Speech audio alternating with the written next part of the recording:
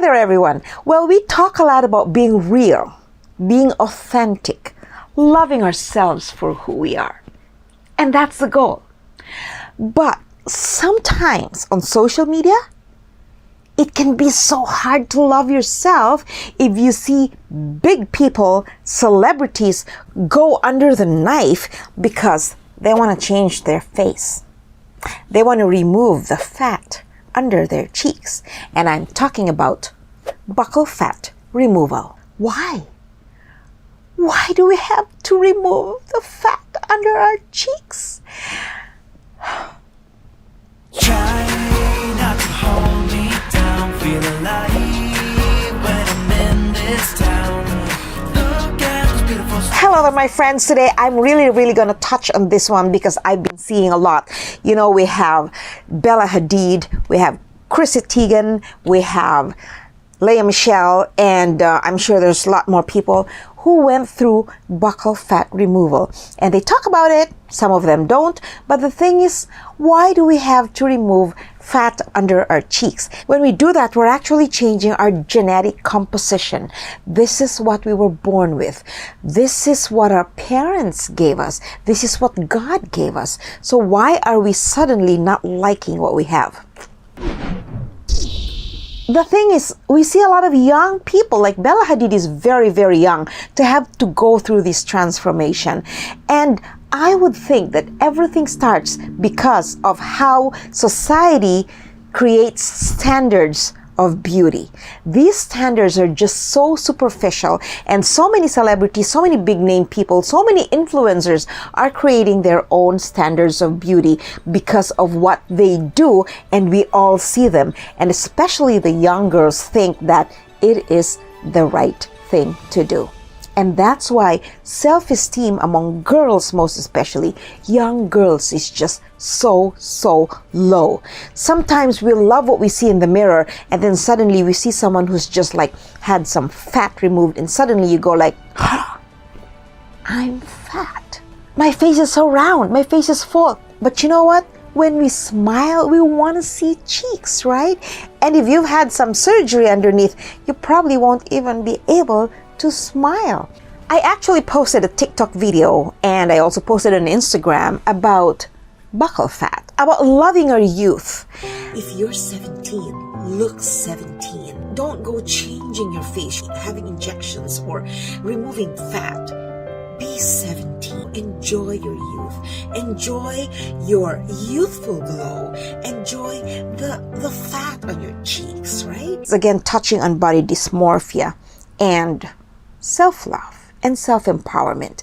This hit me really deeply when online it said that buccal fat is removed to correct the cheeks.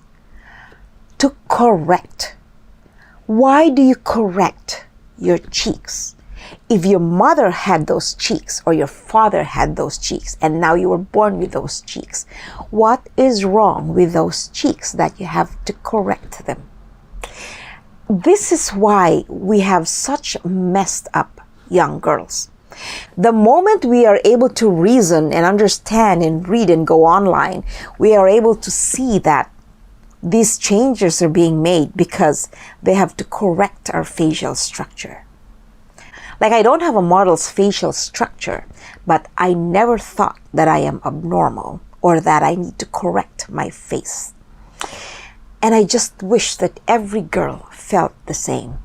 I'm 61 and I've reached this age believing that I am good. I'm good enough.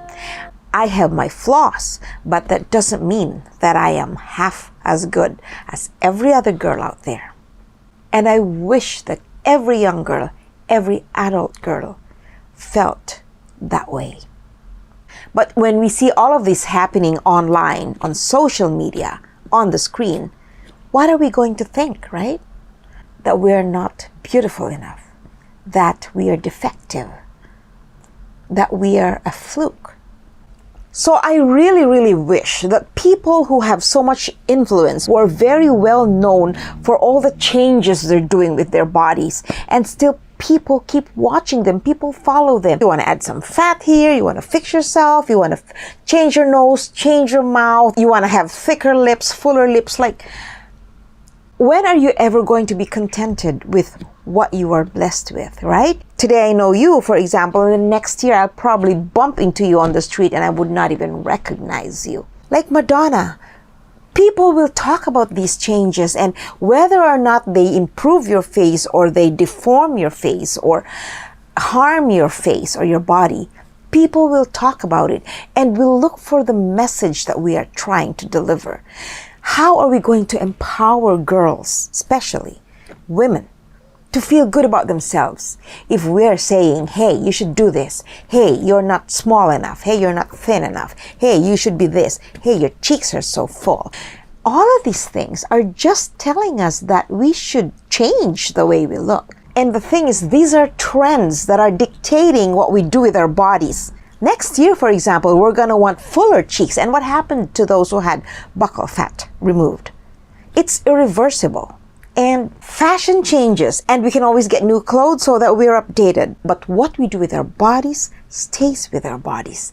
And it's never going to end, because every time somebody tries to do something with their body and they're influential, then we think that we should also be doing that for our bodies. It's time to really respect our bodies and be proud of what we have. We're really calling on all of these organizations, businesses, personalities to really rethink what we post on social media.